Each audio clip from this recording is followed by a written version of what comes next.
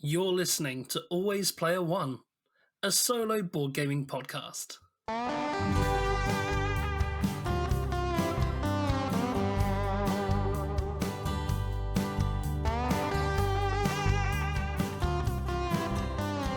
Hello and welcome to Always Player One. I'm Scruffy.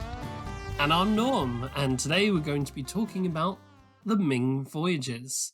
Before we do, I have to say, we don't have to say, but I want to say a huge thank you to Hen, our listener, our Discord user, our patron, our amazing fan of the show, Hen, who donated this copy to us. Thank you very much for your support, Hen. It means the world. Yep, thank you, Hen. You know from the planning phase how much we appreciate it. And here we are. We get to finally talk about it. So, should we just dive in, Norm? Let's dive in. So, Ming Voyages is a 1 to 2 player game, and in solo play, you take on the role of the Chinese emperor, attempting to construct a fleet of ships for a voyage and fight off barbarian hordes threatening the borderlands of your empire. That's right. And this game is a card-driven game. So on your turn, you'll look at a hand of 5 cards. You'll play one, resolve any barbarian reaction that might trigger. Finally, the barbarian player will then choose a card from their hand, which is in solo play open information, but won't choose the action on their card. Instead, they'll draw from a corresponding AI deck, and we'll come on to how those work a little bit later in the show. They then take their action, and if the card they chose also triggers a reaction for you as the Emperor player, then you then resolve that action, and play continues thusly until one of the victory conditions are triggered, or the game ends after 2 eras.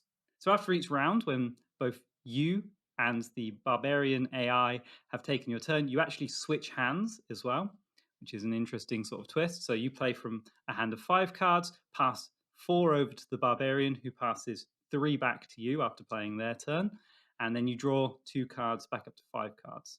So there are 2 ways to win the game and 1 way to lose. You lose if the barbarians take over every borderland space which you hold all 5 of at the start of the game, and they will attempt to attack and take from you. If at the end of the turn they've taken all of those, you lose the game.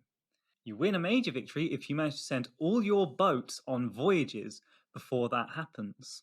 You can get a minor victory if the game ends after the 2 eras, by the deck having cycled twice, and you have achieved a target number of voyages, which varies depending on the difficulty. So if neither of those major victory conditions happens, the barbarian taking all the borderland spaces, or you sending all the 7 voyages and the game ends on time, then you will achieve a minor victory, provided you have managed to get enough voyages off. So voyages really are the win condition for a solo player. Yeah, I don't think we should tease anyone any longer. Let's dive straight into our thoughts, because I've got the feeling that we're going to have a lot to unpack here today. Yes. Okay. So we actually spoke in the planning phase, last planning phase episode, about you had an idea of what I'd think about the game. I want to start with that. Let's just go straight in, because I still don't know what this is. What did you think I'd think? Or maybe it was a specific mechanic you had a thought on, Norm. What was that? I thought you would, and spoiler, I really like it, but I thought you would hate the battle mechanism in the game. I thought you'd have a real sticking point, because the way it kind of works, it feels separate to the rest of the game, I think. I like that, and I'm going to unpack why in a moment. But I'm really curious to know what you think, because as soon as I done it for the first time and resolved it and seen it in action, I thought, I think this is clever. I think Scruffy's not going to have the patience for this. I think he's going to have a difficult time. But am I right? Am I wrong? What do you think? So you've been kind of gearing up for a fight this episode then. And to be fair, I think we are going to have a fight about who gets to keep this game in our collection, because I love it too. And I also, let's dive straight in and address the output randomness in the room. Because there is a big, like you say, kind of almost disconnect in terms of mechanics there, where the way the battles work in the game, when either you or the barbarians attack, you just roll them bones. It's 3 dice, you roll them, and there's a little reserve system which we'll try and unpack in a minute. If you get a high number, then the highest high number wins. If one of you gets a doubles, then that wins. And if one of you gets a triple, that wins as well. And there's kind of degrees of victory there, which we'll also talk about. So it is entirely luck of the dice. But I also really liked it in this game. And I think the reason you assume I wouldn't is because I've mentioned before in previous episodes how much that can be a bit of a deal breaker for me. And for I think a lot of us in the hobby, where fights are kind of that risk sort of style, just whoever gets luckiest wins, can feel a bit irksome. But in this game, it really does work. And the reason is because the game is designed such that you expect to lose the battles eventually as the emperor, Mm. because you are focusing your attention mainly on the voyages, since that's the main draw for your victory. The territory control is kind of a side objective, or just a way to avoid losing. So when you win those battles, you feel lucky, and when you lose, you feel like, yeah, that's fair cop. I've been putting my attention elsewhere. It's fine. So it's unexpected winning rather than unexpected losing. Now, I don't know how that would feel for a two-player game when one player is the barbarians. I imagine that would be a much less pleasant experience. Can't talk to that, obviously, for now. But I am really excited to see an AI take on the brunt of that sort of unpleasant feeling of output randomness and allow the player to only get the good vibes from the output randomness, only get to feel lucky for winning. I found when I was playing, and I don't know if you did too, Norm, I was really excited on the rolls. Yes. If I won or I lost, it didn't matter. It was exciting. It was a tense moment. I was yelling it like, "Oh, I got a double! Oh my god!" They rolled a double 5, and I rolled a double 6. What? Yes, absolutely. I agree with everything you said, and I have more to add on because I was fully expecting a fight. So I've written like an in defense of Yeah. dice resolution. Okay, let's just pretend yeah, it's rubbish. Boo, output randomness. Well, this is where you're wrong, Scruffy. No, but seriously, I've got a lot to say on this because I found it really fascinating. And one of the reasons I found it really fascinating is because I've not seen this type of resolution mechanism. I mean, we've seen dice to resolve combat a whole bunch everywhere, from Risk right away through to even the most complex war games. I've not seen anything that feels this kind of mini gaming before. Hmm. Because the way it works specifically is, like Scruffy said, you roll 3 dice as the attacker, and then the defender gets to roll for their defense.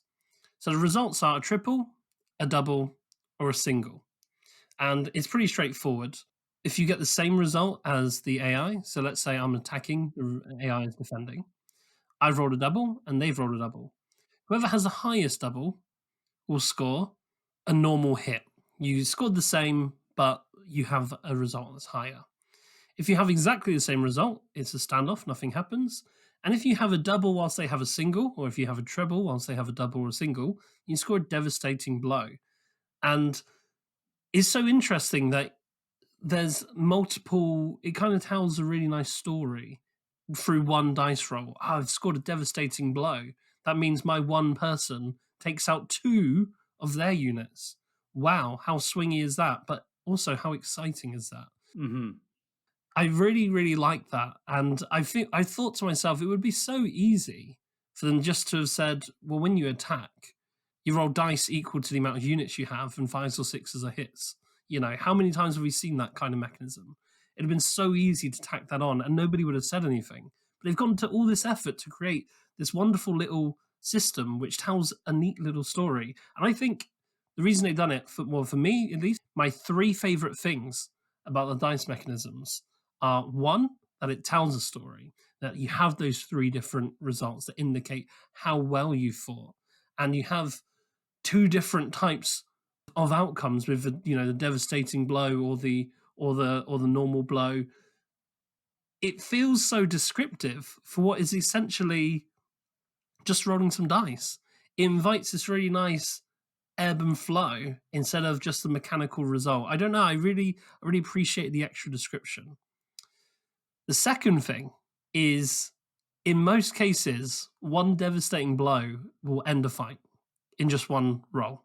And I don't know if you've seen this as well, Scruffy, but I found that often you're trying to isolate where they're weak, and one devastating blow will be enough to end the fight. So normally it's just one round of combat, and it can go longer, and I'll get onto that in a moment. But I really like how decisive it was. You can take out two units at once, and you have that ability to do so. I liked that. I liked how fast it was to resolve.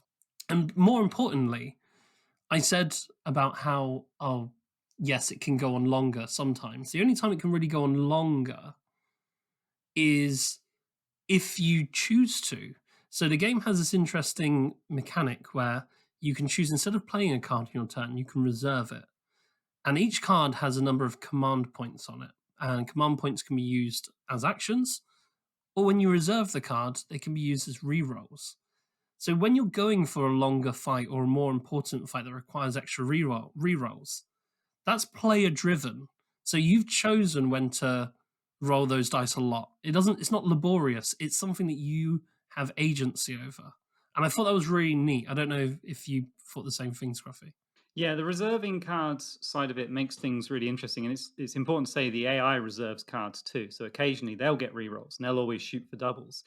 And I do want to say that for me personally, the dice specific mechanics where you're aiming for doubles and then triples, it was really fun for me as a fan of the Chinese dice game CeeLo, which anyone who's heard of that will be kind of familiar with. It doesn't have the 4, 5, 6 and that whole aspect of it, but it's a gambling game in a Chinese gambling game, which I think was a really nice thematic connect there. Nice. Yes, and it has the same sort of drama as that game, where you roll the dice, and if neither of you has any cards in reserve, that's the roll. That's all you get. But in CeeLo, you usually roll like 3 times, and in this, the max rerolls you can have is up to 3 if you've got a reserved 3 CP card. Or the AI can sometimes store an extra card because they're cheaty. And actually, in the lower difficulties, you can store 2 cards as well, I think. But anyway, so you get not very many rerolls to try and aim for that double or triple. And then when you get it and you get a double over their single, so their no double or a triple. I had one where they rolled a double 6, and I rolled 3 1s. Wow. That was so excited, which meant it was a decisive victory for me. And you can see just from that sort of how it was, and that was in one roll as well. No rerolls on that. Those little exciting, spicy moments really just make me completely forget that this is an output randomness thing. And just quickly want to mention that I enjoyed it, like I said before, because I didn't ever attack. Not once in any of my games did I ever once attack, because that for me felt like a waste of investment in terms of it's not what I'm aiming to do. I'm not trying to get those border pieces. I'm trying to defend my borderlands places, but I'm really trying to get the voyages out. Your focus as the Chinese emperor is to get the ships out. You don't want to be fighting. You don't want to be losing troops. You want to make the AI come at you. At least that's how I played. Did you find that when you attacked, Norm, it wasn't as fun, or was it still fun? Well, my third point was around how you can plan for attacks as well, because I agree that Mhm. most of what you want to be doing is voyaging and defending rather than attacking. Yeah. I like that how the game lets you plan for attacks, but I think in order to unpack that point, and there's a reason why I stopped at 2 when I said I had 3 points. Mhm. I think we need to unpack a little bit more about how the AI works and how the card driven aspect of the game works before I come back to that, if that's okay with you, Scruffy. Yeah, that sounds great. So, in terms of the card driven aspect, in terms of the AI, I found this game to be a really perfect match of being able to see turns and moves ahead, and to be able to control, maximize what you do, and limit what the AI does, but also not knowing what the AI was definitely going to do. Oh, yes, I'm so glad you brought that up, Karen. I thought it was such a brilliant blend of open information and closed information. And I think the only way we can talk about this is if we unpack specifically how it works. So, as we said in the intro, you have 5 cards to choose from, and you can, when you're planning your turn, you can see what they have in their hand. And of course, you swap hands. So the game is always encouraging you to think at least 8 moves in advance. So you have one move being your turn, the second move being the barbarian reaction, the third move being the barbarian's turn, the fourth move being your reaction. And then, of course, because you swap cards, you know what card the barbarian's going to pick on the next turn as well. So you need to be, and because you know what they have in their hand and what they're going to leave you, you're encouraged then to think about your turns. That moves into double the amount, which is 8 moves in advance on any one turn. And that sounds A complicated, lot. Yeah, but it's not. It's really instinctive. You do that all at a glance. which is wonderful. Hmm. And more importantly, the way the AI takes their turn is when you put cards in their hand, they will always choose the card with the highest command point on it. And it's either 1, a 2, or a 3. So you know what card they're going to choose. And on those cards, there is the chance for you to react on their turn. And reactions are like bonus actions that you wouldn't normally get to do, things that you can do on your opponent's turn. But you have to work to get them. They will say, like, I don't know, India, for example. And in order to do the reaction, you have to have completed the voyage to India. So on your turn, you're always taking your turn trying to limit what the opponent's going to react and do on your go, whilst maximizing what you leave for them to do on your turn. And that's all predictable, but here's the thing. When they choose the card, they don't take the action on the card. They look at the number that they choose and they draw a card from a deck. So there are 3 AI decks labeled 1, 2, and 3. So if they choose a 2 command point card, for example, you know what you might get to do as a reaction. But here's the thing, you have to draw from the number 2 AI deck. And they can really mess with your plans because they might then just reserve that card and then you don't get the reaction. And then that Hmm. move that you planned 8 moves ago is gone. And I love that you have to then react to that and say, well, I didn't get to do what I'm going to do. How am I going to replan? And guess what? That plan you have to make, you're then invited to do another 8 moves in advance. It's brilliant. I love it. Yeah, it's a lot about planting seeds for yourself, isn't it? So, just to kind of really zone in and give you an idea of how it looks on your turn, you look down at the hand of cards, and whatever this action you're going to take is, the magnitude of it is determined by the CP value on the card. So, a 1 CP card, you can attack with that, you can move with that, you can get more troops, get some gold, or go on a voyage. Any of the basic actions, but it will only be one, right? Whereas if you take a 3 card, you'll be able to do 3. You'll take 3 troops, you'll attack with 3 units, you'll move 3 units, whatever. Okay. And the reaction that comes from that is completely and totally proportional to the card you choose. Usually, if you choose a 1 card, the AI doesn't actually get to react. So it's kind of a freebie on your turn. Whereas if you take a 3 card, they'll have a big reaction. They'll draw probably from their, depending on your difficulty, their 3 deck or maybe their 2 deck, and get a free strong action against. But what you've done then is you've removed that card from the hand. So you are now giving them 3 cards without that card you've taken away in. So if you took a 1 card for that turn, you're giving them probably higher value cards to play on their turn. Or if you've taken the big action on your turn, you might be giving them a hand of ones, which is really awesome because then they'll be taking a less impactful action on their turn. And again, the next level of reaction on that is, but when they take their action, are you going to be able to, as Norm says, take the little bottom row action yourself, as long as they don't reserve it? It's just layers on layers on layers. Absolutely. And the thing that, so you might think, okay, but why would you ever let them react? Well, the thing is, sometimes those cards, they don't just have command point values on them, they also have events. And sometimes those events they're very situational, I found, but sometimes they're just what you need. And you think, yes, this is perfect. I don't care that they're going to take a swipe at me or that Mhm. they're going to get a big reaction because this is exactly what I need right now. And that sort of invitation that, try your luck, "Ooh, do you want to do it?"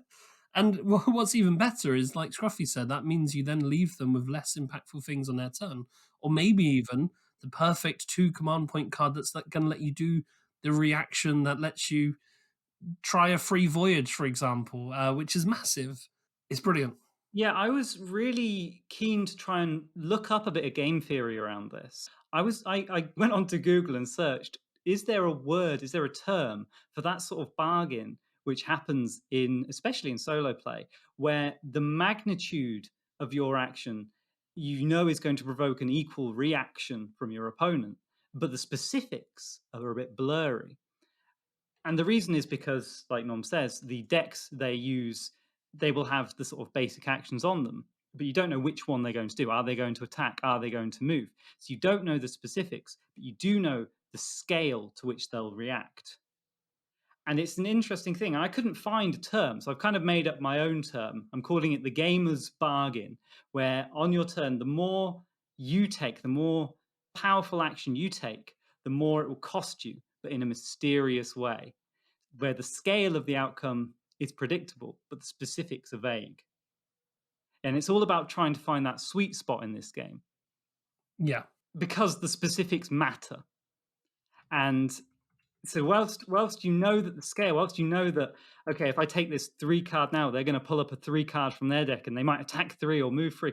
I know that that specific 3 card I need this turn because I need those 3 dice to voyage, or I need that specific thing, and I don't care what they get. But then other turns, I do worry about the specifics they're going to get. So I'm just going to try and take a 1 this turn and play it safe. Yeah. I think we've probably unpacked. I'm going to come back to the AI later because I think that's going to be the main portion of the show. But before I lose track of what I was thinking, now that we've talked a little bit about how that sort of bargaining works, I want to come back to how fun it is to then attack as well, specifically with how the dice resolution works. So often I was like you, Scruffy. I didn't attack because, it's a waste of turn, right? They're going to attack me anyway. Might as well wait and see if I get lucky. Mm-hmm. But sometimes if the AI is really kicking into gear, I found, hey, well, sometimes the best form of defense is a good offense. Yeah. And I don't know if this is the skillful way to play, but it's certainly something that I had a lot of fun doing.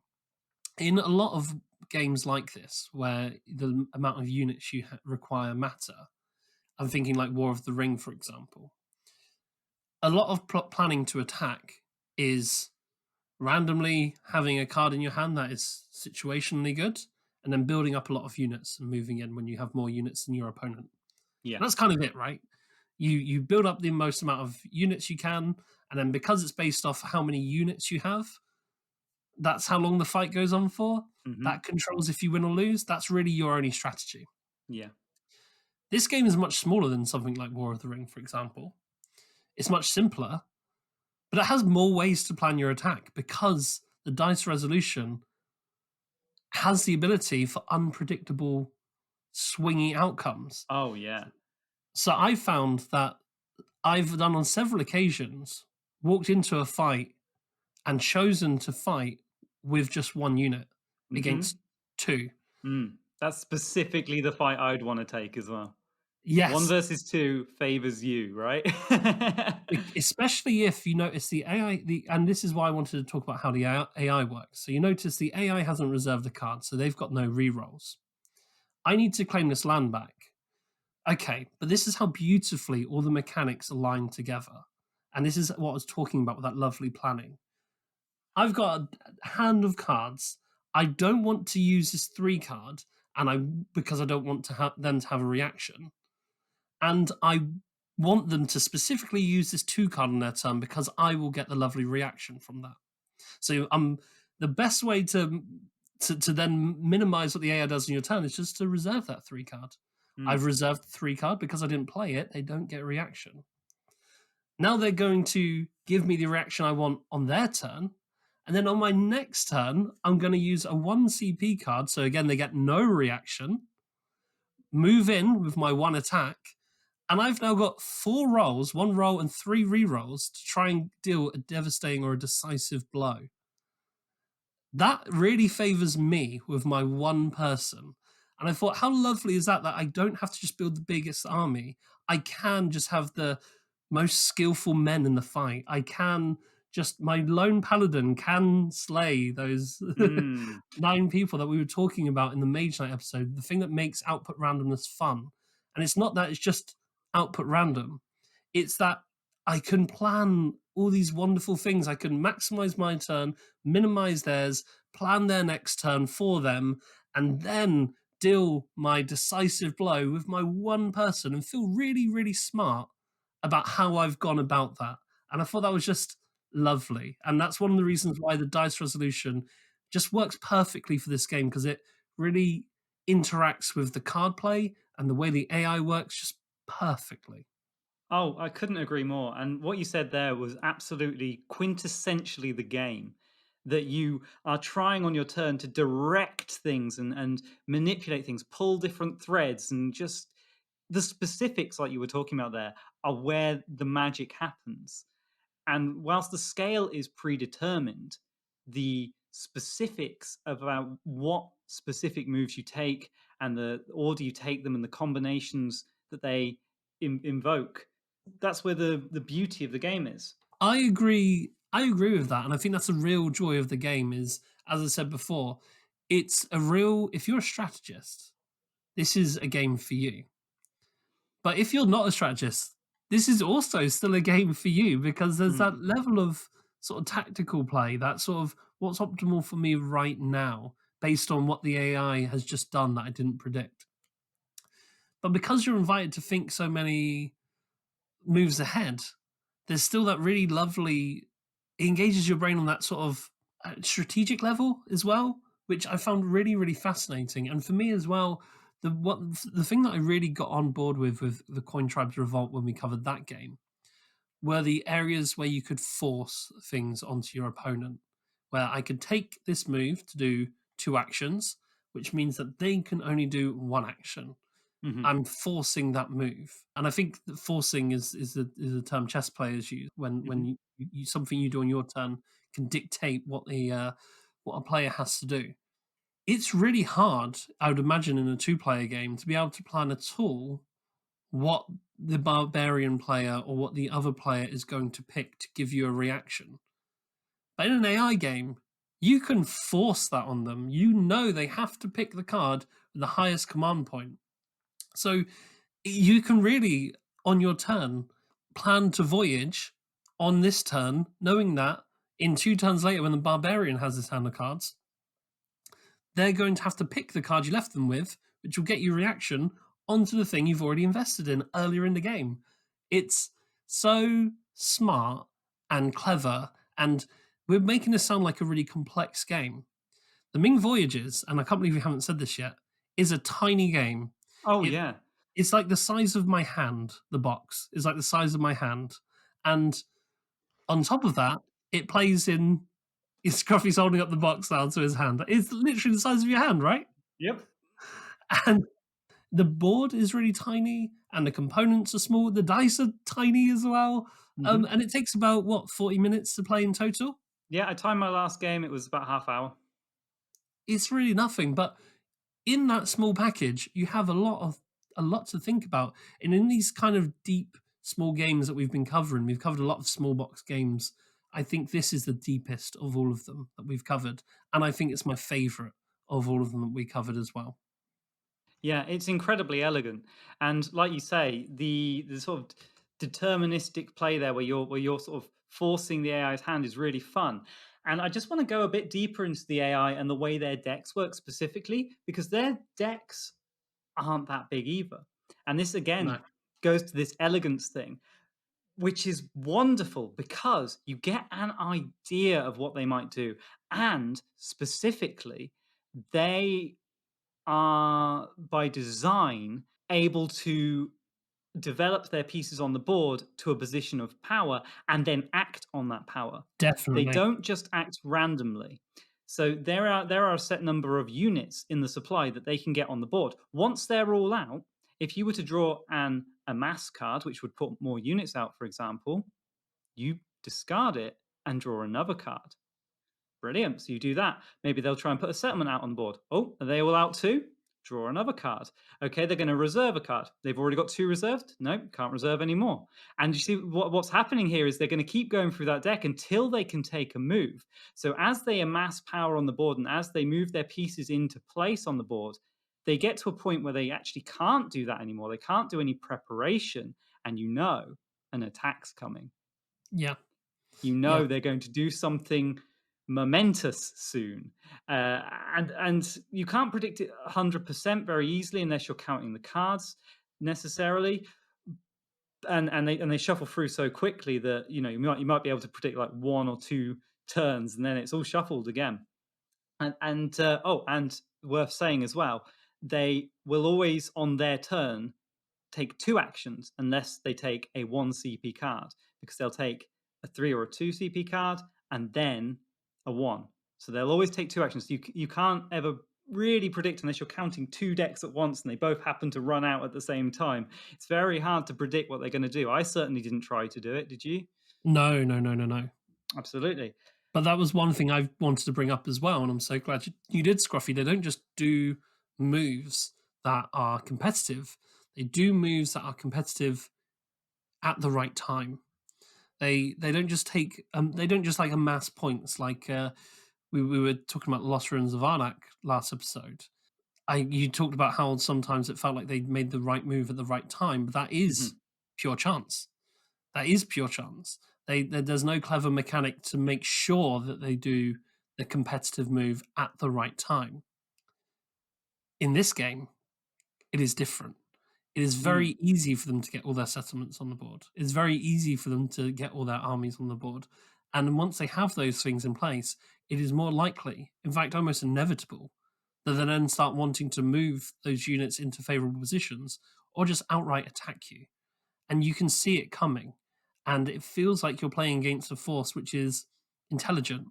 And what's super elegant about that is there are only 8 cards in each deck. There's 8 level 1 cards, 8 level 2 cards, 8 level 3 cards. They kind of do the same thing. They kind of have the same thing, but on different scales, Mhm. And that makes the AI unpredictable, but also intelligent and predictable at the same time. And I know that sounds contrary and silly, but it's true. And you're Yeah. smiling, Scruffy, so I assume you agree. I do. I absolutely agree. The tension that it brings up is really exciting. That as you go through the deck and you put the units on the board, you pull that last white cube. Their cubes, the white cubes. You put that on the board and you go, ah, they're not going to be amassing anymore. If I pull up a mass card, I'm going to have to discard it. Maybe I need to start thinking about pulling some of these cubes off the board just so that they'll use those amass cards and waste their turns, because they feel like kind of slower turns when they're not attacking or when they're just chilling out and amassing. It's fine, they're just amassing. But as soon as they're all out on the board, and you know that if you were to pull up another one, and it has another level of beauty as well, because say you've got 2 white cubes left in the supply. Well, now on my turn, I look at my hand and I think, I definitely don't want to leave them a 3 card, or play a 3 card, because if they get a 3 amass, they're going to discard it. So their 3 card is more likely to be an attack, which is kind of what you're worried about happening. At least I was. You don't want them to cycle through their decks fast and get those attacks. You want them to spend their time. So that means on your turn, you're sat looking at your cards and you're going, so I need to try and work around this. And maybe I'll reserve that 3 card and just give them 2 cards, because hopefully they'll pull up a 2 amass and just get those last cubes out of the supply. That's an example, but it happens like throughout on every level of the game, those considerations, and it doesn't feel brain burning. Why doesn't No, it feel brain burning? I know. I know. When we're saying all of this, you're thinking, oh, we've got to make this dilemma. We've got to, do this trade off. We've got to look 8 moves ahead. We've got to. You must be thinking this is such a heavy game. It's deep. No, It's deep, but it's not heavy. it's Um, instinctual, isn't it? I think yeah. just as a player, you just kind of, maybe you don't think of every single one of these things all the time. You kind of feel it, you know. You kind of feel when the cubes are starting to run low. I need to start watching out for the big cards now. When it's got nothing on the board, you can play blasé, like doing whatever you want, making massive moves because you're not scared of anything. But the tension slowly creeps in. Once all the settlements out, they're hard to pull back into the box, And that's, free cards, one in each deck, right? That are just burning cards now. It makes the barbarians more dangerous and more intense, and the game more dramatic. It kind of speeds up in a nice way.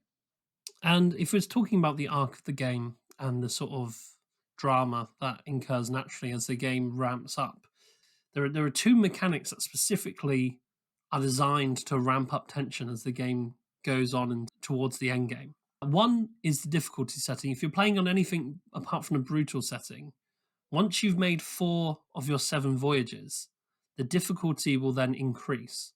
So Mhm. as you're getting towards the end of the game, the AI becomes harder, which is lovely because it ramps up the tension really nicely at a point where you're either going to win or lose, which is great in itself. But then it goes a step further. And we haven't spoken specifically about this yet, Scruffy, but I'd like to unpack how voyaging works. Okay. It's very, very simple, but it guarantees that there's always a sort of an uncertain end, I would say. So the way voyaging works is on your turn you can choose to voyage. If you choose, you can do that with a 1 point card, a 2 point card, or a 3 point card. That determines how many dice you can roll to voyage. You take your junk ships, which are a resource that you have in a game. You combine it with any number of gold from your homeland, and that provides you with a number that you have to roll under. So, say I have 3 junk ships and 1 gold. I have to roll lower than a 4 because that's a combined of 4. And you must always spend at least 1 gold. So, here's what's really interesting though. Once you complete the voyage, you return all but one of your junk ships. So, one of your junks stays to mark the fact that you've done that voyage. And you spend all your gold if you were successful. So the more Of gold you course. invest, it's all gone. If you're unsuccessful, you get all your gold back because you're wasting a turn anyway. But the junk ships, the ones that you also sent with, you might as well send all your junk ships because you get any that you sent back except one. Exactly. So the junk ships are kind of like your bread and butter, how you're going to complete the voyages. But what's really interesting is the more you do, obviously you've got to leave more and more junks behind. Let's say you've completed 5, you now have 4 junk ships less than when you started the game. So it's becoming increasingly harder, or you have to specifically invest more into gold when you're completing voyages. So when you get towards the end of the game, the AI is more difficult and competitive, and the action that you have to take to win the game becomes increasingly harder. So Mhm. you always have this amazing arc where at the end of this half an hour, 40-minute game, you have this really satisfying arc where what was easy to you at the start of the game is now very difficult. And what was an almost guaranteed success is now, oh, is it going to succeed? Do I take the chance? Do I not? Do I really invest in gold? Do I have the turns? The AI is really on top of me. Do I just take the chance now and roll with it? What do I do? It becomes much more exciting. And I love that 2 really small choices, like when you get to 4 junk ships, increase the difficulty. And by the way, you increase the difficulty by flipping 1 card. Easy. And then also the natural flow of the game means that the fundamental move you do to win gets harder as well. It's just beautiful, simple, easy, and feels so elegant. Yeah, that increase in difficulty from the AI's perspective is their reaction gets harder, which is kind of cool. And like Norm says, so the ships, you don't start with all 7 ships, and there are only 7 in the game. So you start with 2, one on a voyage already, and one in your play area. The other 5, you need to recruit from the supply the same way you'd amass troops. You have to pull them out of the supply and put them in the sea. So that costs you actions as well. But obviously, it's kind of good to get them out as early as possible because they're a permanent resource. The AI can't remove them from you. And like Norm says, they dwindle as you go. And instead, gold, which is another thing you have to invest cards or CP into getting, that's the thing that you spend, and you kind of have a risk reward thing with that, where the more gold you invest, the easier the voyages are. You can roll a higher number and still be successful, but it spends all of it when you invest it. Here's what's interesting though, Scruffy. As Mm-hmm. much as I love the output randomness in the battle mechanic, and as much as I thought the way the output randomness in this becomes more difficult as the game goes on. I don't know why, but when I didn't complete a voyage or I was had an unsuccessful voyage, that felt really bad. Yeah, I mean, it goes back to what I said when I talked about the elephant in the room, the output randomness in the room. There are two, aren't there? And this one is the bad sort, isn't it? Because you feel like this is something you will eventually succeed at. So when you fail, it's kind of a miss a turn, isn't it? Yeah, Whereas the attacks coming at you from the barbarians, it's something they will eventually succeed at. So when they fail, it's them missing a turn, and you get an extra bit of breathing room. So the feeling, the joy is a lot more from that side of things. But there is, again, like I say, the risk reward element to that, where there are four, 5 bits of gold in the yeah, supply? 5? sure. Is it 5? I Because think it's so. I think it's quite important, because what that means is that even for the last voyage, if you send all 5 gold and that last 1 ship, it's a sure thing, right? You just have to roll lower than a 6.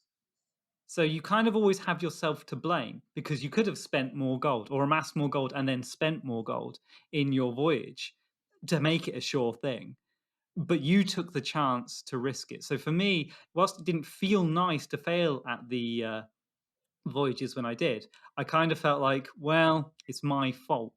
I agree, and I wouldn't change anything about it because well, I think bad feelings in games are okay. It's okay to have Yes. negative feelings in Yes. games. It's fine. It's So not, long you as they're know. not the predominant thing, though, right? Like Yeah, yeah, in yeah, something like absolutely. Risk, or a game like that, which I'm not such a fan of, because it's just bad feeling after bad feeling every time you lose a battle. It's just a bad feeling. And like you said, because there's some sense of mitigation there. I like that there's mitigation in the voyages, but there's not so much mitigation in the battling. I quite like that the battling is allowed to be swingy. I thought it adds to the excitement a lot, and I know I spent a lot of time talking about that already. And I know you could argue that reserve cards are a mitigation, but not really. It can still have a really swingy outcome. Whereas, like you Yes. said, the voyages you can go ahead and guarantee that you're going to get the role that you need. How awesome is it as well? Is one of the reactions that you can have on your turn, or sorry, on the barbarian's turn more specifically, is you can get a free voyage. The Mm. barbarian can choose a card, and then you go, "Oh, I get a free attempt at a voyage, do I?" There's a lovely bit of agency there of, well, which one do I voyage to? Because I've got a hand of cards here. Which one am I going to leave them with next turn so that I get a free reaction? And just, yeah, when it happens and you get a bonus voyage and it's successful as well, wow, that's really awesome. Yeah, it's worth mentioning, and this is another thing that I love about the game.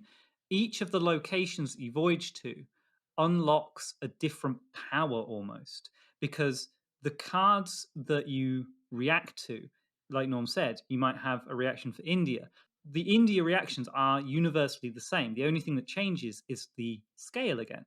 So the 3 CP card with India on the bottom gives you 3 of whatever whatever India's one is. I can't remember what it is offhand, but I can remember the Persian Gulf is, for example, the 1 CP version gives you 2 gold. The 2 CP version gives you 3 gold. The 3 CP version gives you 4 gold. And so choosing which of those voyages to take and which order to take them in is very much a choice for how you're setting up your engine to run. Is it an engine where you Yeah, I know what you mean. I know what you mean. the voyages you take, you do it based on, or at least I did it based on the cards in play in the hands. And you look at those cards and you go, okay, so if I go for a voyage to the Persian Gulf now, next turn, the AI is going to pick the 3 CP version Persian Gulf card. So I'll be able to get that gold if I take that voyage this turn. And it also will set me up for the rest of the game. But it also gives you direction if there isn't one of those cards that you're interested in now, because you know, once you've played the game a few times, I like going to that voyage because I like the powers that those cards offer. I think that was a really good design choice personally. And this is, of course, assuming that the AI doesn't reserve the card and deny you that reaction. Which is lovely again. It's a really nice little tweak, isn't it? It's lovely to be denied like that, to plan that far ahead, to only have your plan foiled. Hmm. yeah, I've swore. Did you swear at the AI? I swore at the AI multiple times in my playthroughs. It's yeah, it can be nasty. It can be really nasty. Yeah, I really enjoyed that design choice, and I also enjoyed what you were saying there about planning around your reactions. It kind of gives you direction. You think, okay, well, on my turn, I need gold for my voyage.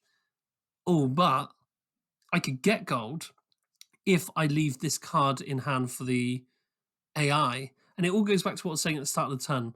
This game is all about minimizing what the AI does on your turn and maximizing what you can do on the AI's turn. Yes. And I've not played against an automa like this before, where you don't only control its actions, its reactions, what you can do on its turn, but also what you alluded to earlier, Scruffy, the pace of the AI as well. You know, if it's got more units in the supply, for example, I know it's going to go through its cards at a slower pace because it's not going to skip the amass ones, for example. Hmm. There's so much agency over controlling how the AI works.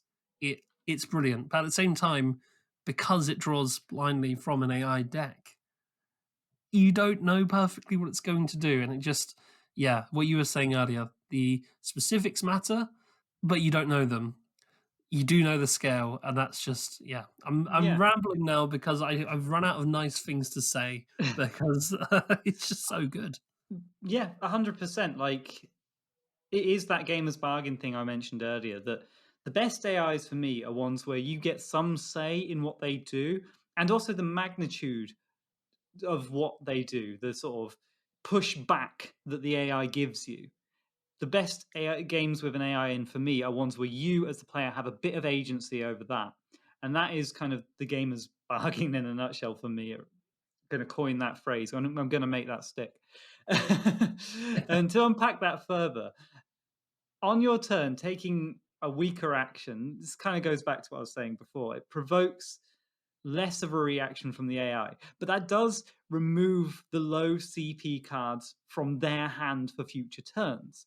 So the specific values, the specifics, are hugely important. And the dream of leaving them with all 1 CP cards is difficult to balance, because by design that would mean you need to take powerful actions every time to remove those cards from your hand, which is good and bad. But it's worth it if that's the game plan you're trying to do. And then you can go the other way. You could spend all the low cards to leave all the big cards for their turns if you're able to get a reaction yourself from the voyages you have out on the map. It's wonderful. And it's kind of that sort of manipulation of magnitude and finding the value in the optimum specific moments to make the big plays and the little plays. I agree. Sorry, this has been an incredibly rambly episode from me, but I didn't expect, because, like you said, and I think I was in the same boat as you going into this, I didn't expect to enjoy this game from the look of it and from my sort of preference with board games. I was, expecting to be meh on this one. So I am incredibly surprised to have found this game to be the gem that it is, and to have opened a real doorway for me in considering certain ways of approaching AI and player agency. Yeah, yeah, it does a lot so well. I think for me, those kind of games where I'm allowed to force my opponent's hand really get me excited. It's why I like coin tribes, and it's why I love Ming Voyages. I think, like I said, I think I would rate this one higher than coin tribes in my opinion. Hmm. Not that that's particularly important or what anyone asked, but yeah, just to give you my sort of, I don't know, sort of evolving opinions on the games we cover. For all the small games that we've played with really ambitious, lofty goals, I think this is the one that strikes the balance the best, in my opinion. This ain't Yeah. no espresso. This is a finished product. This isn't. This hasn't got those bitter edges that Coin Tribes had. This has smooth finishes all round, really well designed, beautiful game, and the artwork's lovely too. And I think it costs less than £20. So what's not to Wow. like? Yeah, definitely check it out. I'm not sure how it would play 1 to 2 player, but we're a solo board game podcast, so we're not even going to talk about that. That's kind of everything I wanted to talk about with the game. I wanted to talk about the battle mechanic, the voyaging mechanic, the AI deck, the forcing lines in the game, Hmm. and the way in which you manipulate and bargain with yourself. And I think we've unpacked all those things. Yeah, I think so. And, just talking a little bit there about the sort of strategy of the game going in, where you can work out as you play multiple times that the voyages offer specific bonuses that you might have a game plan for, and that the game is incredibly tactical in the reactionary play that it offers on a turn by turn basis. When you look at your hand and you go, what am I going to do with these cards? How am I going to play to best optimize the specifics in the moment? And I just want to quickly hone in on that strategy thing there, because I go away from the game, or at least I went away from my first couple of playthroughs thinking, why did I bother doing anything with troops? Why didn't I just every turn get gold, go on voyages, get gold, go on voyages? Because that's how you win. The troops don't matter to you if you're the Chinese emperor.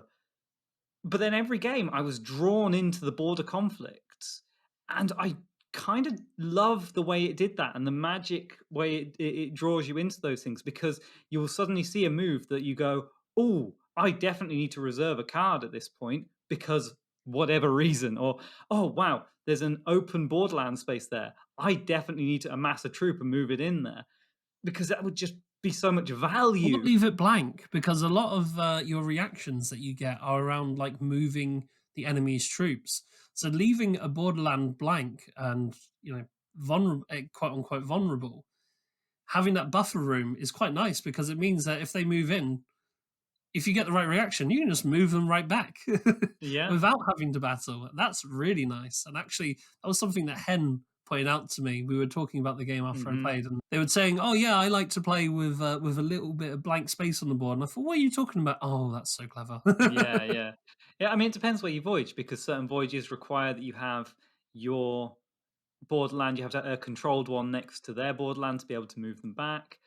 There's a load of considerations like that. But what that means is that you play in a way that will enable you to take the bottom rows that come up. You play to make those magic moments happen where you get a free action, free reaction. And it stops you from just taking a dull strategy from the start of the game and running with it, because I don't think that would work. I haven't tried it yet, but I don't think it would work, and I certainly don't think it would be fun. Yeah, I don't think it'd be fun either. And I think, like you said, the game sort of tempts you into diverging Hmm. as well. It Hmm. tempts you. It goes, well, if you reserve this card now, they wouldn't get a reaction. You'd be safe, and they're gonna have that CP card in their hand that gives you that beautiful reaction that lets you do that thing that you really want to do. And you go, well, I can't argue with that game. You're right.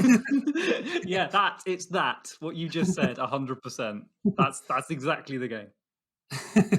So yeah, it's really smart, and yeah, plays in half an hour. So this is an absolute double win for me. Really, really enjoyed playing it, and yeah, I played through it multiple times in a row in one sitting, a couple of times. It's great. It's easy to try multiple difficulties as well. It's something we haven't even spoken about, but it's really easy to change the difficulty, and it does feel different. It does feel more difficult, and it does feel easier. It's just really good. It's one of the best timers I've ever played against. Okay, well, I think that brings us to the part of the show where we end the discussion on the game and we Mhm. move on to the listener question section. So what we're going to be doing now is we're going to be throwing out a question to you guys, the listeners, and we're going to be reading out the responses from last episode's question as well. So, Scruffy, let us all know, what's the question for this episode?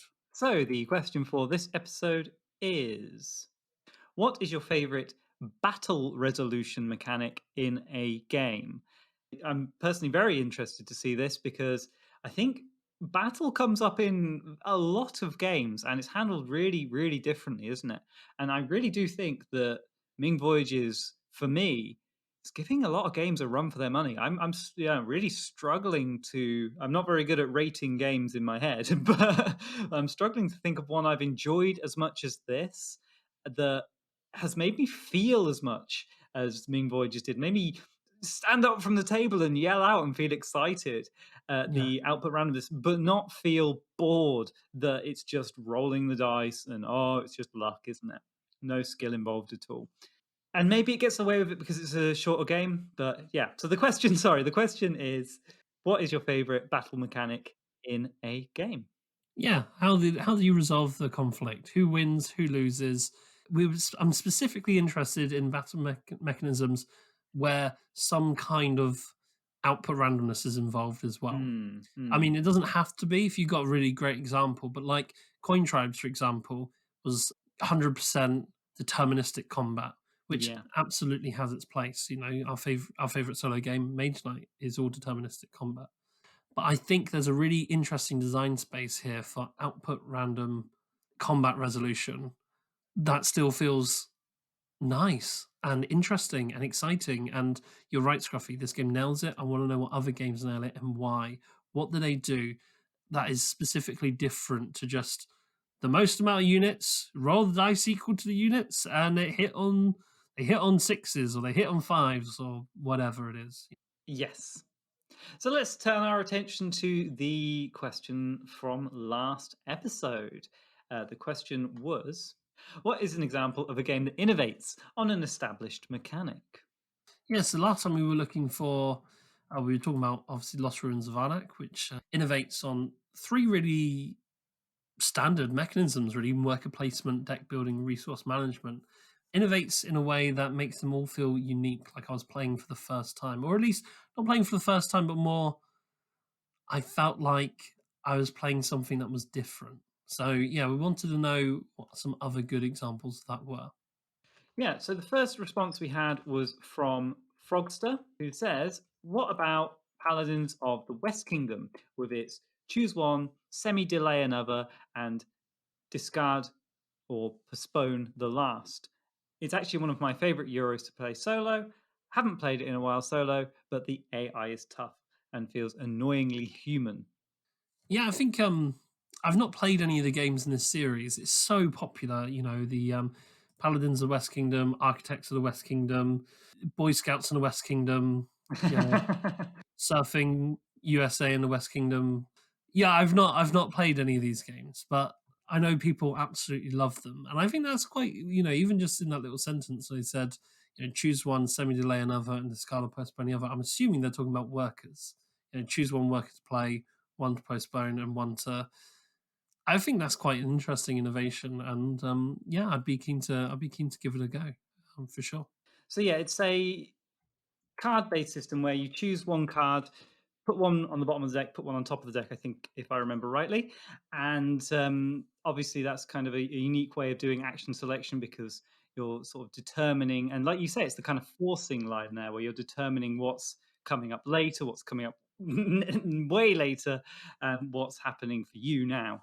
Which yeah, it's an interesting take on sort of, I guess, action selection. You'd say there. Have you been tempted to try any games in this series, Scruffy? Yeah, I think it's a whole sort of all of the games seem to offer something kind of interesting. I love the sort of style of the games. I love the big bright vibrant colors. They're very pleasing to me. And I was definitely looking at architects as well, especially a while ago. I'd have to refresh my memory on the specifics for the games, but for sure we should definitely have a look at those. And if the AI is as brutal as Frogstar says, that sounds like it'd be very much my cup of tea. Yeah, I played Robin Hood, which isn't in that series, but I think it's by the same sort of creative team. Mhm. Certainly similar or the same artist. Again, speaking from ignorance, so you have to forgive me, listeners. But gosh, Robin Hood sucked. I mean, it really Really? sucked. Yeah, yeah. So tell me in the chat, in the Discord, if I should let that put me off, or if I should go ahead and play the other games. We also got a response from Pickles. Pickles said lots of games have taken deck building, which in Dominion was pretty raw and just the bare bones mechanics, and they've added to it, or have added deck building to drive a different style of game. In brackets, they've put Mage Knight. Anyone? What's that? What's Mage Knight? Yeah, we've never spoken about that game, and we've also never heard of it. The opposite of this would be Lords of Waterdeep, which feels like a bunch of familiar mechanisms that go together really well. You don't have to innovate if you excel at what you do. Ask Blizzard. Lords of Waterdeep is only okay for me, but many friends absolutely love it. Okay, so there's a lot to unpack there. First of all, Hmm. Mage Knight. I'm glad that they brought this up as a game that innovates on an established mechanic, because the way in which Mage Knight innovates on deck building is something we've never spoken about on the show, but something I have really strong opinions on. I just want to allow myself 2 minutes to unpack that. Is that okay, Scruffy? Welcome to Norm's Mage Knight Rant section of the show. Introducing your host, it's Norm. Thank you, Scruffy. I really appreciate that. But in all seriousness, yes, I'm about to rant a little bit. So for me, deck building has to have three main attributes. It has to, number one, you need to have the ability to add to or customize your starting deck or your pool of chits, whatever it is, through gameplay.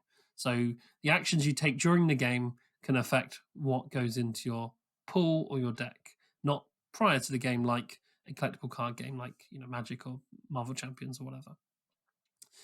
The hand you draw is the main way or an important feature in how a player interacts with the game. That's the second thing. It has to be, can't just be this thing that's added on. It needs to be something that's important on how you interact with the game. And the third thing it needs to do is it needs to cycle.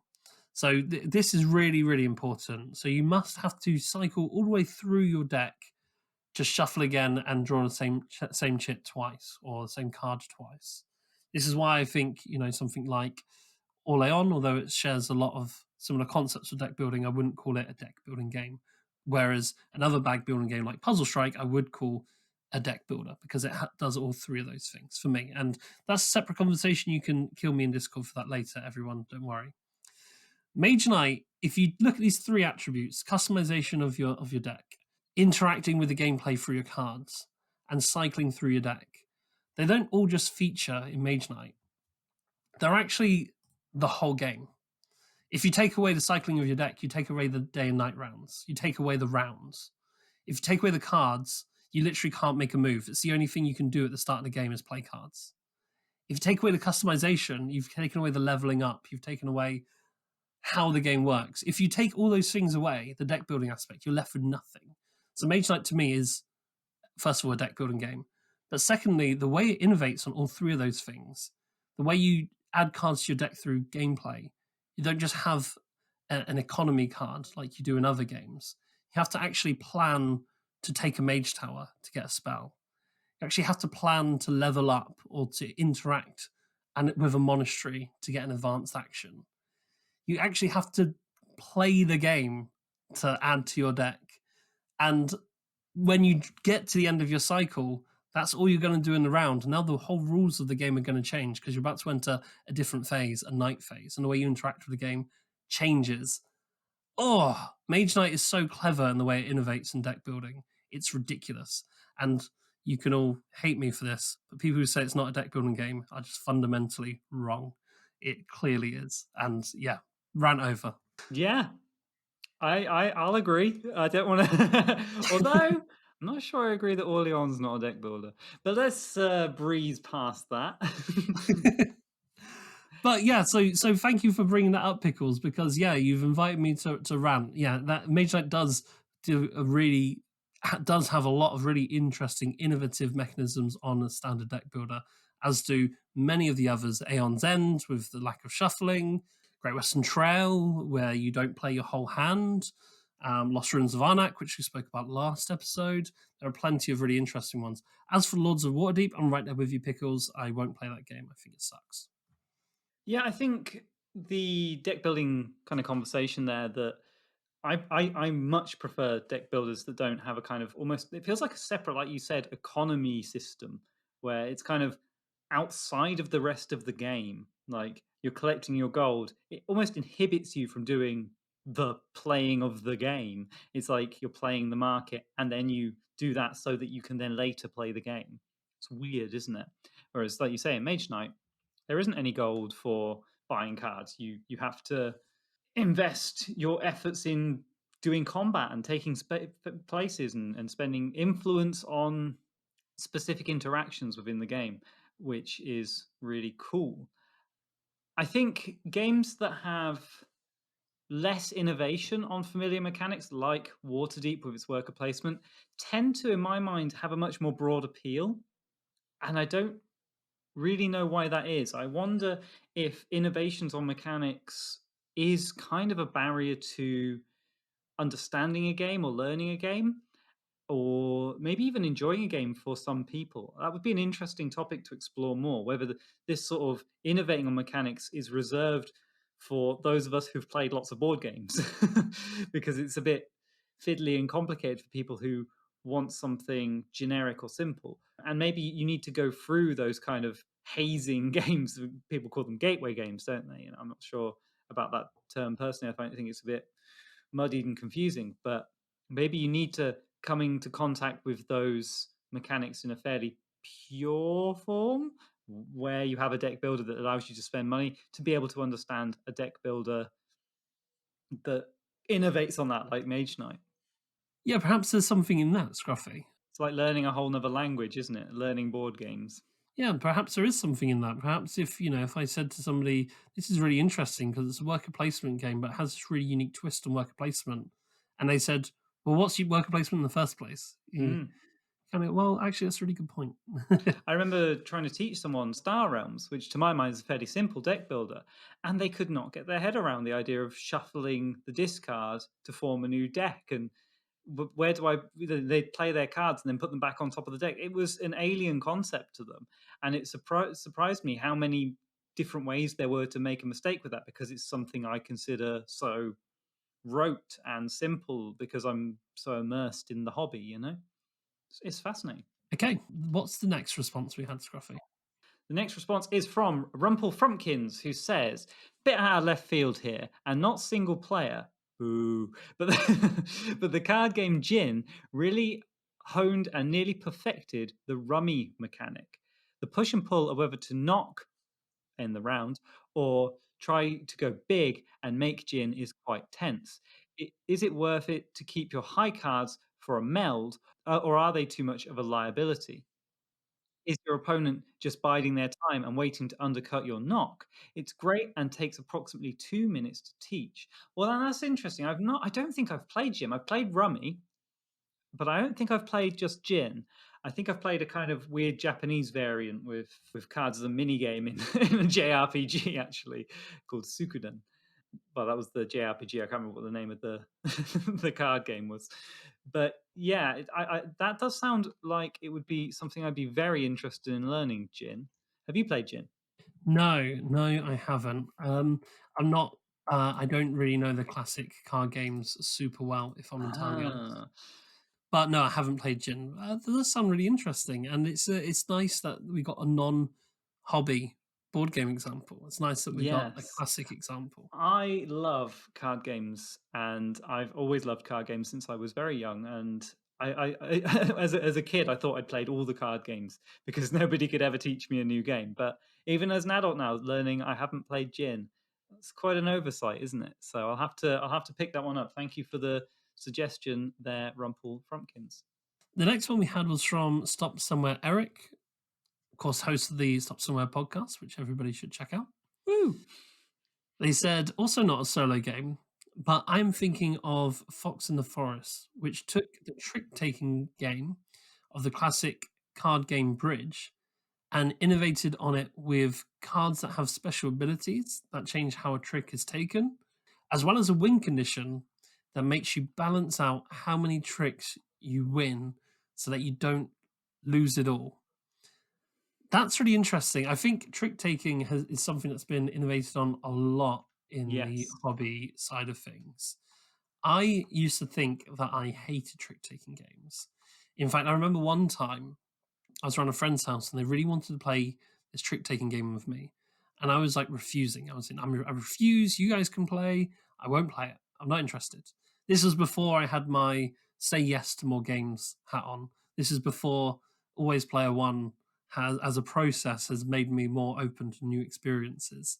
I was shutting away from it and I was saying I'm not interested in playing a trick taking game.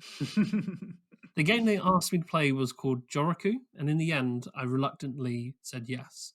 And by the end of this game, I had a really great time. Joroku combines area control in this like sort of trickle down area control scoring. It's kind of similar to dominant species, where you can get points for being second most sort of dominant species there, as well as some really interesting special abilities with the tricks that you try to win or when you try to win tricks.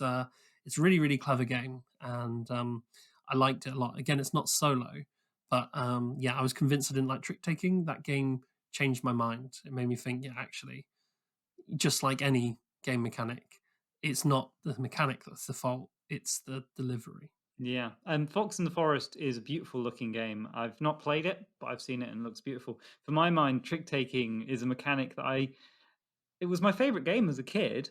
I fell in love with was Knockout Whist, going back to card games, and I still think it's a beautiful designed game. It's a two-player game, and the tension that comes about from the game, because you start with a hand of 7 cards each, and you play to take tricks, and you every round you deal out 1 less card each. So you go all the way down to 1 card potentially. You try to knock the other player out, make them win no tricks for the game. And on that last round, if you're both still in the game, somebody's going to win, somebody's going to lose, and whoever wins the last round gets to set the trump card, the trump suit.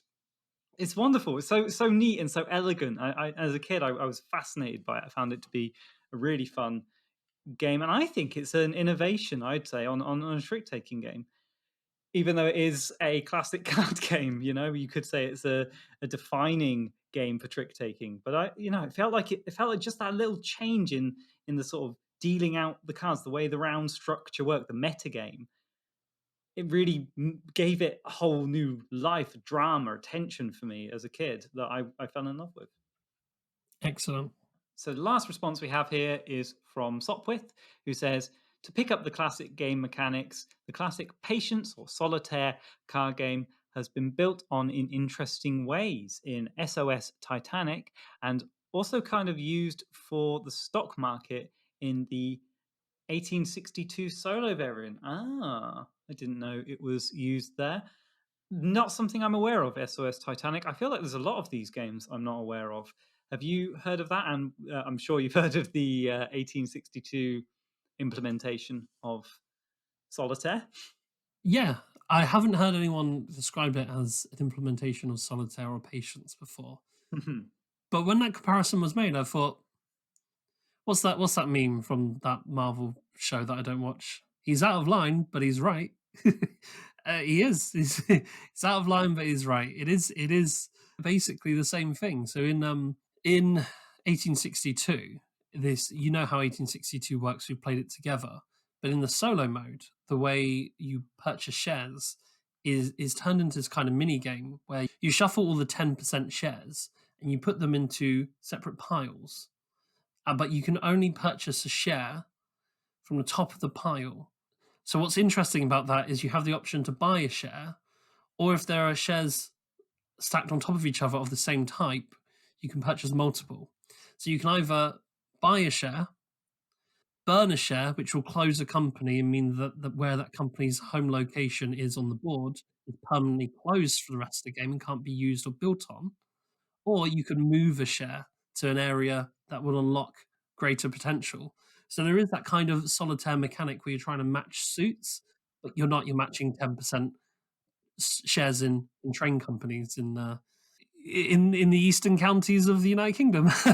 it's uh, it's very clever. It kind of reminds me of North American railways as well. We think we played that together. Mm. In that, when what you purchase unlocks what's behind it, but this is a little bit more tricky. It's a little bit more of a solitaire puzzle that pretty much copies straight from, yeah, Solitaire or Patience. Yeah, he's absolutely spot on. Yeah, I was about to mention North American Rail. That's exactly what it made me think of too. Yeah. And I've not played the 1862 solo variant, but yeah, I obviously know how it works, and yeah, it's very, very interesting. Yeah, we got one more thing that I'd like to read out. It wasn't a response to the last episode, but it was a really, really nice comment about the show that made my day, and I just wanted to read it out. So this was from Christopher. Christopher reached out through Facebook, and they said, "Hey guys, I just found your podcast when looking for episodes on Mage Knight, which I love. And now I can't stop listening. I love your tone, the respectful banter, and deep dives. It's lovely to hear how you allow yourselves to get lost in it, Mm. burst out in enthusiasm, and discuss topics as if it were life or death. Play is way more fun when you take it serious. It makes it more than entertainment or an escape. At the moment, I'm mixing things up by playing Star Trek Frontiers, and between games, listening to your podcast. It makes me excited and happy. So thank you for that. I still have many episodes to listen to. Now it's time to cook supper and listen to another episode. Yeah, comments like that. I don't know about you, Scruffy, but that makes me want to keep going, you know? Oh yeah, those sort of comments just make my heart so happy. Like it's really nice to know that we're having a positive impact on people's lives, and it's so fun for us to talk about these because I think this episode's a great example where we just get so enthusiastic and hyped up. We get so many feelings from the game, but then also from talking about the game and the passion that comes from that, and sharing that passion with you guys is a passion for us. Is that enough passions? Plenty of passion. Plenty of passion. Always player one. Plenty of passion. Yeah. So thank you, Chris. That was a really lovely comment. I really appreciate you saying all those things. And I hope you enjoy all the episodes we continue to make. I know we will. One last question for you, Scruffy, before we let people go. Okay. How many eclairs is the Ming Voyages? Shan't. I'm not doing a rating system. You shan't. You can't trick me with confectionery. It's many eclairs. It's many eclairs. Well, that's great. Good to know. A heap. Okay, excellent. Yeah, I think that's all we've got time for then. So let's close out the show by reminding everyone what the question is for this episode. So the question this episode is: what's your favorite combat resolution mechanic in a game? Yes, and you can get in touch in all the usual places. You can join our Discord. The links to our Discord are in the description. It's free to join, and we are a lovely community of like-minded solo gamers. So come on down and talk to us. You can also go ahead and email us. We're alwaysplayer1podcast@gmail.com. Like Christopher, you can message us on Facebook. The links to our Facebook are in the description. You can also do so on Instagram. We're @alwaysplayer1podcast. You can also engage with us on Reddit. We're always_player_1. As well as reaching out to us, you can also support the show. If you'd like to support the show financially, we have a Patreon. It's patreon.com/alwaysplayer1podcast. For joining our Patreon, you get access to our behind-the-scenes show, The Planning Phase. In the planning phase, we release every other week. So when we're not releasing on a Friday for Always Player One, we're releasing the next Friday for the planning phase. So this is where we discuss what games are coming up on the show, and we do pick on air what we're going to be covering, which is a really fun process for us, and we know our patrons really enjoy listening to that. So go on over and support the show on Patreon. You can also buy us a cup of coffee. It's coffee, ko-fi.com/alwaysplayer1. Of course, you can also support the show by telling people about us. If ever you see somebody online looking for recommendations, don't hesitate to recommend us, or just give us a review on Apple Podcasts. We love seeing your reviews, especially the really positive ones. But yeah, that's all the ways you can support the show. That's all the ways you can reach out to us. I don't think I've missed anything. So that's everything from me. I hope you've enjoyed today's episode. But yeah, Scruffy, I've had a good time. Have you had a good time? I've had a great time. Thanks for having me, Norm. Well, this is the thing. One more thing before we do go. This is the first time it's been just me and you for a long time. Oh my God, isn't that exciting? Oh, we should also say that we are appearing as guests on the One Player podcast. Check those guys out. We should be on episode 209. I'm not sure when that's releasing, but yeah, check us out. We show up there along with a bunch of other awesome podcasts for you to check out. It was a really fun interview and a really nice conversation. Check out One Player podcast. Yeah, well said, Scruffy. But that's all from me. I hope you enjoyed the episode, everyone, and I'll catch you in 2 weeks. Thanks for listening. Thanks for listening. If you'd like to support the show, don't forget to check out our Patreon page. The links to that are in the description. We'll be back in 2 weeks with another episode of Always Player One. Until then, reach out on Facebook, Instagram, or by email to keep the conversation going.